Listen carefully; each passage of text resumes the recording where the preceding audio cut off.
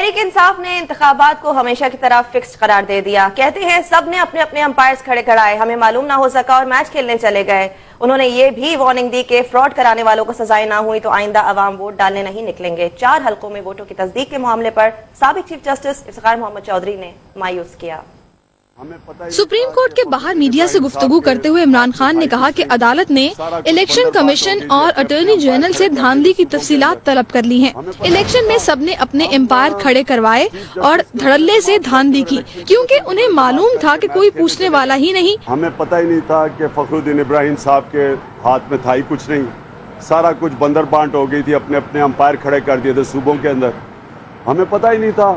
ہم chief justice کے اوپر اعتماد کر کے اور الیکشن کمیشن کے اوپر اعتماد کر کے میچ کھیلنے چلے گئے. کپتان نے وزیراعظم نواز شریف کے سرگودا کے حلقے میں بھی دھاندلی کا الزام لگایا. بولے ایک پولنگ سٹیشن پر 1,500 ووٹ تھے لیکن 8,500 پڑ گئے.